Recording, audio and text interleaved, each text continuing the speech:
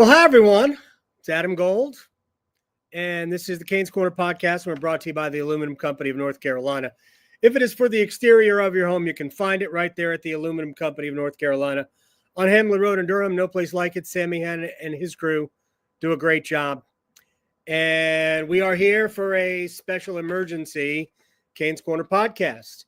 Such an emergency that all the podcast equipment I've got is at the arena.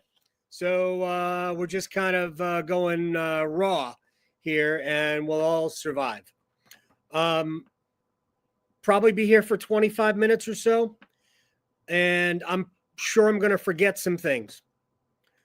But there's a ton to unpack from today, and whatever I feel like I have forgotten when I shut this down, we'll get to on Sunday after the game against the Jets.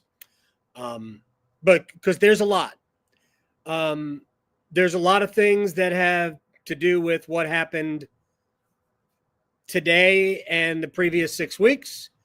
And there's a lot of stuff that impacted today and the previous 6 weeks that happened a while ago, before this year.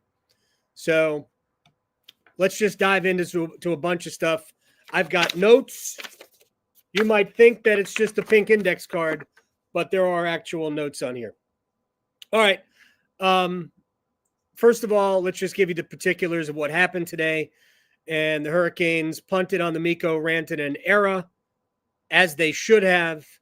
And the return for Rantanen was Logan Stankoven, 22-year-old forward from the Dallas Stars, plus 2 first-round picks in 26 and 27, and 2 third-round picks in 26 and 27. They also got a big center, Mark Jankowski from Nashville, in exchange for a 5th-round pick this year.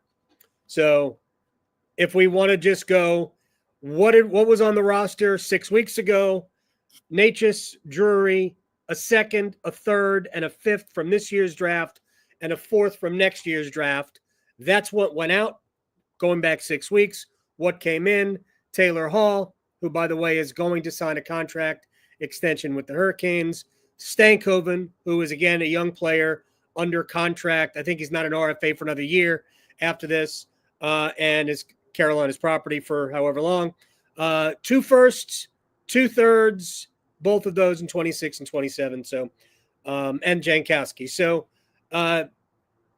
yes, there's a Mikko Rantanen component here we're going to address, but 6 weeks ago we had those elements, in Carolina's property, in Carolina's column, and now we have these elements.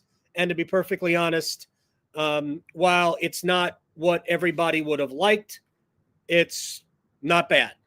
Again, if you can look at it any way you want. And I understand that there's a lot of people angry, tons of people angry, and the anger is justified. The shade is justified. The frustration is all justified. I'm not mad at anybody. I'm frustrated by how this whole thing happened, and you'll see, because we're going to get to some things here. But in terms of Necas, Drury, and 4 draft picks, none of which were a first rounder, to return Hall, Stankoven, Jankowski, and 4 draft picks, 2 of which were first, 2 of which were thirds. I mean, it's not amazing, but it's also not bad, especially what you can do with those, especially the first round picks. So that's the particulars of this. We are going to fold the Mikko Rantanen thing because you can't ignore it. It's the moose in the room, right? But I want to start with this and how this entire thing has been mischaracterized. And I have been saying this from the very beginning. And whether people don't remember me saying it, I'm sure that they do, or they just discounted it. But if you go through social media, we always seem to be focusing on the today. And I said it at the time. I've been saying it for the last 6 weeks. The acquisition of Mikko Rantanen was never, ever at any point an all-in move. It just wasn't. The Hurricanes, this Hurricanes team, before Mikko Rantanen, wasn't, look, I don't care what the odds say. I don't care what Vegas thinks. I don't care what the standings said.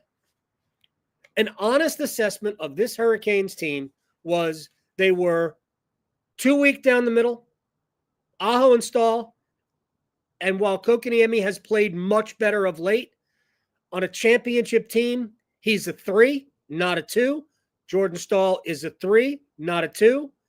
And right now, and Drury would have been the 3 or the 4. So even before the deal, down the middle, not championship caliber. On the blue line, not championship caliber. Heck, all you guys hate Brent Burns and Dmitry Orlov, and I'm not even arguing with you. But if you think that they're so bad, then that blue line ain't a Stanley Cup contending blue line. Fair, right? Okay, so we got that part out of the way. Goaltending, not Stanley Cup caliber. So, and I promise you the front office understood that. But there were too many things to address to make this team a Stanley Cup contender. But that doesn't mean that you can't take a swing for a Mikko Rantanen and look at it as a future. And I've always said that that was the move about the next 8 years, not this one. Because their intention was not to keep Mikko Rantanen for a playoff run. Their intention was to keep Mikko Rantanen until he was 37 years old and let him score 100 points a game, 100 points a year here. 100 points a game would be good. They could use that. So it was never about the future. It never about the present. It was always about the future. And here's all the proof you need. If they were about pushing for a cup run here, and I have been saying for a long time that the Metro side of the playoffs is gettable. They can get to a conference final. Probably have to deal with Florida or Tampa there, but they can get to a conference final. They probably weren't good to win that conference final either way. So, and there's good enough right now to get to a conference final. But if they were so hell-bent on making it about this year being all in, they would have taken the 2 first-round picks, one from 26 and 27, and used it to add to this team. They didn't. They're banking those first-round picks for use at a later date. And we could talk about that at some point. So it was never about this year. We need to make that perfectly clear. At the same time, they're not, and we shouldn't rule out a good playoff run. They can win 2 rounds of the playoffs. And then you get in the conference finals, you just never know, right? Whatever. I mean, probably not going to get to the Stanley Cup finals. Probably not good enough. Certainly the goal scoring hasn't been good enough the last 30 some odd games.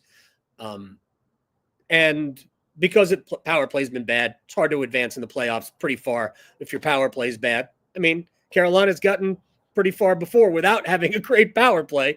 So remains to be seen. Anyway, I'm not going to rule out winning a couple of rounds, getting to the conference finals, and then having to deal with the Florida Panthers, who look like an absolute wagon with Brad Marchand. So there's that. Okay, that is let's remember that this whole thing, and Eric Tulsky said at the time, was about getting him around our team, our coaching, our culture, getting all that Hurricanes all over him, and convincing him that this is the place to be. And as was said today, not only by Tulsky, but by Rantanen, there were outside factors. Tulsky referred to it. If you heard Mikko Rantanen on whatever show he was on, Rantanen referred to it. This really was personal. This wasn't about the team. This was about his life. These guys are human beings. I think that the trauma of the trade mattered. It impacted his play. But I think the more important thing was that whether it was him, and he referenced his fiancée, Susanna, my understanding is that they just didn't want to live in Raleigh. Now, we could argue you don't have to live here. Just got to hang here during the season. It's a long time, man. Sebastian Aho comes back in September, late August into September. And they're here until the end of May. If you win a cup, you're here until almost July. So what do you get? August at home? You're here. Even if this is not your home, it's your home. So that was it. It seemed to me to be a personal thing. Didn't want to live in Raleigh. I'm not going to hold that against him. He's not the only person. He's not the first. He won't be the last that didn't want to live where we live, that we love it here. Okay. It's a reality of the situation. So I think it came down to that more than anything else. Now, there was a lot of vitriol thrown at Mikko Rantanen. I just pointed it out, and I was not criticizing it. Of course, people take a lot of things that I say as criticism. That's fine, such as the perils of the job. But I was just pointing it out that all of the love for Mikko Rantanen for 6 weeks had really flipped. And again, I don't blame any of you for thinking that way, because I think everybody feels like they were cheated out of what could have been fun, what could have been the Mikko Rantanen experience here. But here's what was clear to me as an observer of the team, and people don't have to agree with this, but I have spoken to enough people to confirm my own opinions. In the initial first 4 or 5 games before he got sick and then the Four Nations, I thought he was pretty good. He might have been Carolina's best forward in those games. It also might have been Jackson Blake. And I didn't get that shade. I get the combination wasn't producing points. So it was easy to blame the 22-year-old kid who admittedly needs about 15 pounds of lower body strength. But they were creating tons of scoring chances just without finishing. Rantanen hit a couple of posts, so did Blake. Aho wasn't playing that well. Funnily enough, that Aho seemed to be the weak link on that line with Blake and Rantanen. But after those 5 games and after the Four Nations face-off, I'll tell you what jumped out to me was that Mikko wasn't really here. And the notion that he was their best player, I think, is wishful thinking. Now, he's so good that there were definite flashes of what he could be, but there was nothing consistent. There wasn't a ton of both sides of the puck effort expended. There were a lot of bad passes, which, by the way, he just fit in with everybody else.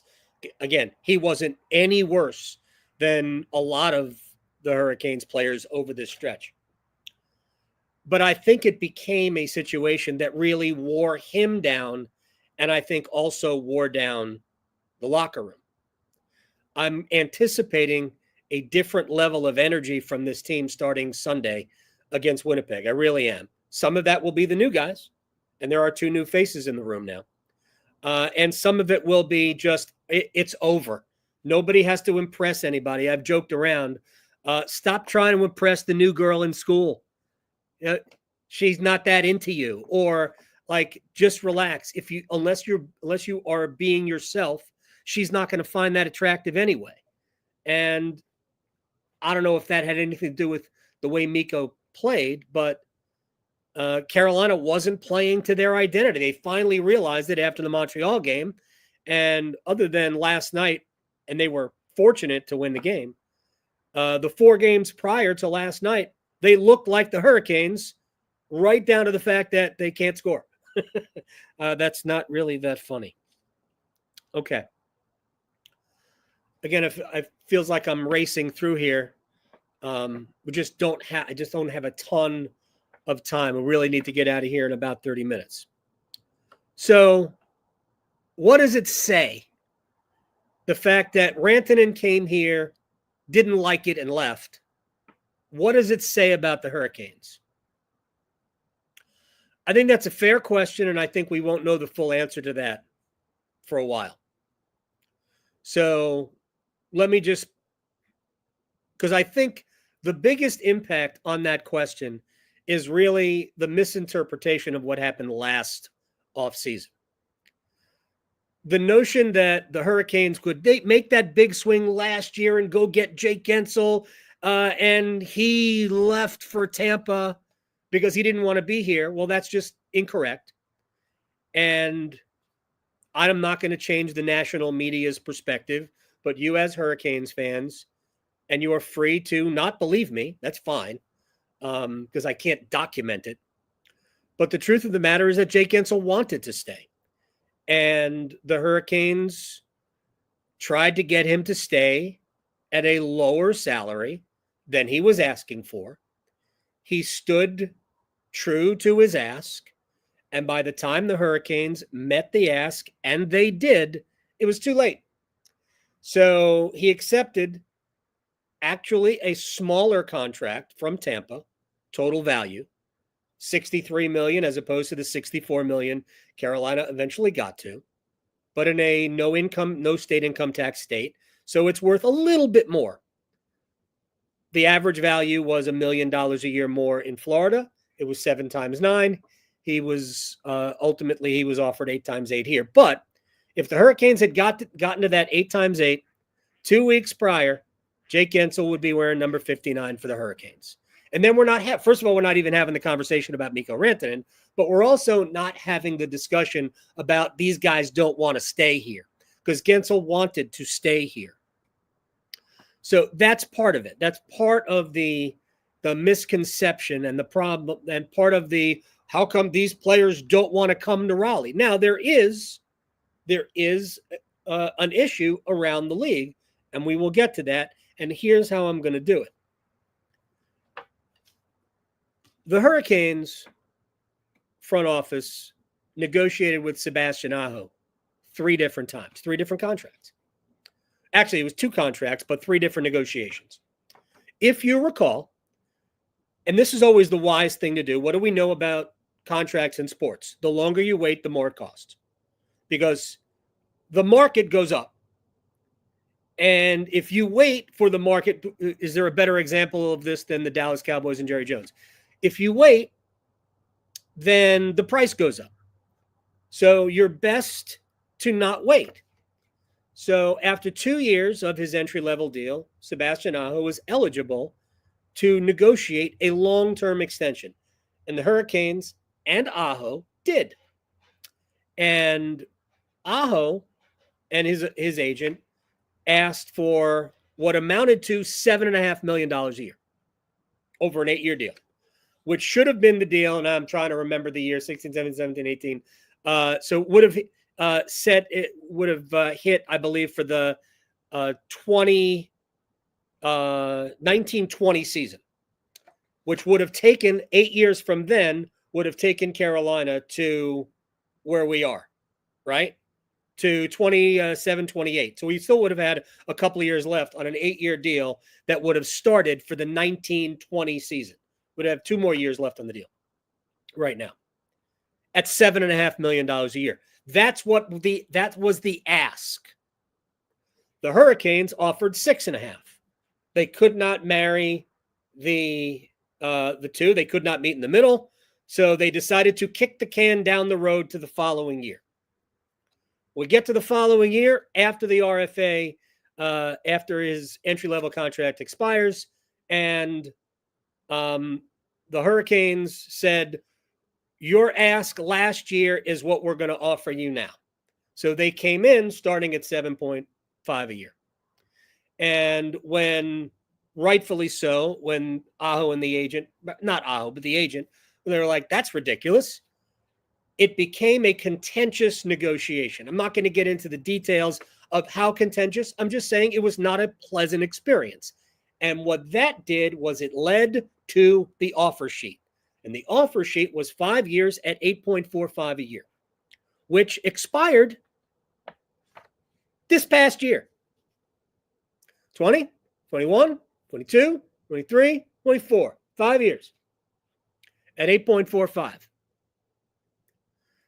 The real crime in that was not that the money was more than Aho and his agent would have accepted, because they would have accepted 8 times 8 after that. But because it got a little out of hand, and because they got so far apart and they wouldn't talk, the Montreal Canadiens did the agent, really, a solid. We'll sign him to an offer sheet, 5 times 8.46 or whatever that was. That was never an offer sheet designed to keep Sebastian Aho, ever. You want to get an offer, you want to steal somebody's player, then you sign them to an offer sheet that they can't match. Hurricanes were never going to not match Sebastian Aho's offer sheet like that. Now, if they had signed him to an offer sheet at $10 million a year, I think the Hurricanes might have taken the draft picks and walked away. But that's not what Montreal did, because it wasn't designed to get him. It was designed for the Hurricanes to match. And the worst part about that deal was that it was 5 years and not 8. So we have 2 negotiations, both times miscalculations by the front office, and it led to where we are with Sebastian. And look, I'm not going to cry for Aho, who's going to make $9.75 million until he is, 34, 35? So I'm just saying, this is part of it. This is part of why around the league there is skepticism, I think, about the Hurricanes. And here's another part of this. When the Hurricanes signed Jesperi Kotkaniemi to that offer sheet, you know what Montreal couldn't do? They couldn't match. They couldn't go to 6.1. They didn't have the room. They couldn't do it. Hurricanes stole a player, rubbed Montreal's face in it, and then they compounded that. And this is going to annoy the Jesperi Kotkaniemi lobby out there. But they compounded the mistake, probably not the right word, but they compounded that decision by paying Kotkaniemi $4.82 million a year for 8 years. Look, we can have pleasant disagreements about what kind of player Kotkaniemi is. If they had offered him a 3-year deal for $5 million a year, that would have made sense. $5 million probably would have been a little high, but he was probably about a $4.5 million player at best. But if they had done 3 years at 4.5, that would have made sense. But it wasn't. It was 8 years. And you know what it cost them? It cost them Vincent Trocheck. It's another decision. They decided Kotkaniemi at 4.82 was a better buy than Vincent Trocheck at 7. What did the Rangers sign him for? 7 times 3.5? What would you rather have? The right shot center that Carolina and the head coach have been looking for since Trocheck walked out the door, or a guy who's still fighting to find some level of consistency? And again, it's not about Kotkaniemi being not good enough or whatever. It's about you had a guy and you let him walk because you decided that you were going to, prove that you were right. I can't get in anybody's head, but that's my perception. But more than that, it's the way it's viewed around the NHL from players. So it speaks to how come Carolina can't get these guys. Couple of other things before we shut it down for now. And this is about the current group of players. There's assets. Carolina's got good assets. They have now multiple first-round picks, not this year, but one this year, but then multiple first-round picks in the next 2 years. And I am confident that they will use those assets to acquire players. Problem is, they've also got all of this cap space. They also they have good prospects, but they don't have any great prospects except for Alexander Nikishin. And maybe the best thing that we heard from Eric Tulsky today was how urgent they are to bring Alexander Nikishin over from Russia. Good. because he's a guy who can play. And maybe they should bring up Scott Morrow from the minor leagues. And maybe they should bring up Bradley Nadeau from the minor leagues. Maybe they should give these guys a shot. There's going to be a lot of forwards because they believe William Carey is going to be available in the postseason as well. So there's a lot that they can do, right? But they're still not Stanley Cup caliber yet.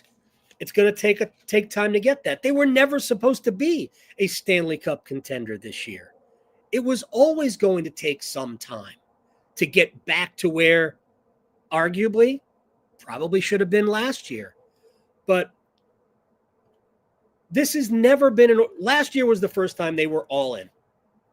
I'm going to take you back 2 years. They needed offense. They signed Max Pacioretty. Max Pacioretty blows out his Achilles again. He tore his Achilles in the summer when he was training for the season. And then he came back and tore it again.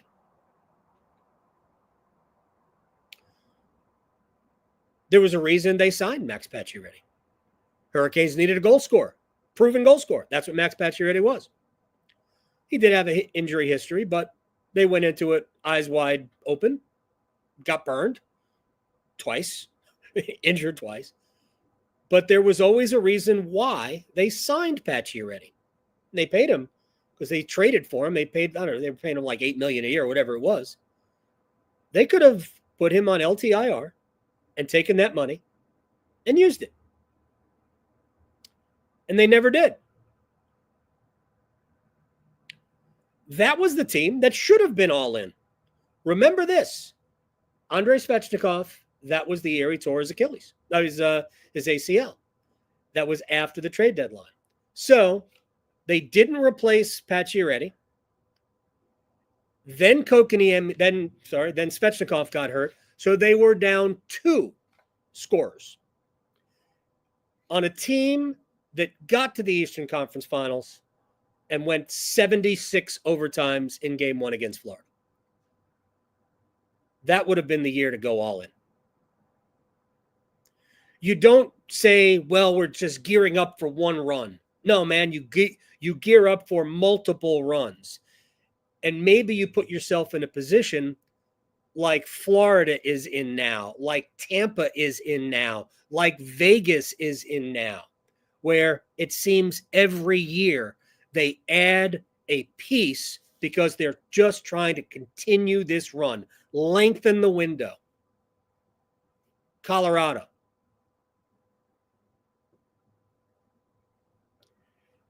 You don't have to be strategic about it. The window stays open as long as you want the windows to stay open. The Hurricanes have more than enough talent adding the right pieces to compete. But this is not the way our front office looks at it. I've explained it. I think they do for the most part, I think they do a great job. We have had 6 consecutive years of winners. This will be a 7th. And there just aren't, I think the Hurricanes are one of 5 franchises to make the playoffs at least 7 years in a row. Boston streak's about to end. So what they have done so far has worked to a point. But when you had chances every year, they're not adding. And then you make fun of Don Waddell because he says we like our team. It wasn't Don Waddell's choice. Don Waddell didn't say we like our team because he liked his team. Although they did. He knew that they could have added a little bit here, a little bit there, something better than Max Domi, something better than Yanni Hakanpää. But they didn't. So this is where we are. And it's a team with a lot of good pieces and a team with some pretty impressive assets to use. And that's going to happen in the offseason. And I'll close on this. And again, I'm sure I forgot a ton, and I'm sure we're going to pick it up on Sunday after the game against the Jets. The Hurricanes are going to be flush with cap space and no Mikko Rantanen to sign. They'll have about between 35 and 40 million of cap room. They're going to be a number of entry-level contracts on next year's team. Nikishin, Morrow, Blake, maybe Nadeau. Who knows who else? Are they going to re-sign Hall? Yeah. Are they going to re-sign Eric Robinson? I sure hope so. And who knows what else? But with all this cap space, don't hurt yourself, but take a look at the available free agents at positions of need for Carolina, down the middle, in goal, on the blue line. If we say that that's a position of need, I think it is, even with Nikishin and Morrow stepping in. I think Carolina needs a little bit of an air of physicality, although Nikishin will play a physical game. They need that. They need size. They need physicality. Stankoven's a wonderful player. You're going to love him. I promise you, you're going to love him. He's not a huge scorer, but he's 22. So he's going to get older. He'll get better. He'll get stronger. Looks like Jackson Blake. He's going to be a really good player. I think you're going to like Logan Stankoven. But he's not going to be a guy who takes you from here to here. Right? You're going to like the way he plays. He's going to remind you a little of Seth Jarvis without being Seth Jarvis. But then again, we say the same thing about Jackson Blake, who might be a better offensive player than Seth Jarvis. I love Jackson. I think Jackson is going to be really good. He just needs to get stronger. Stankoven is a little smaller than Jackson Blake. He needs to get stronger too.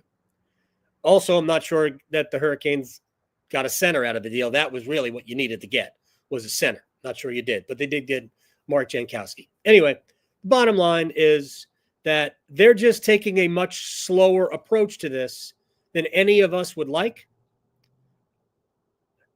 I would give them no better than a C+.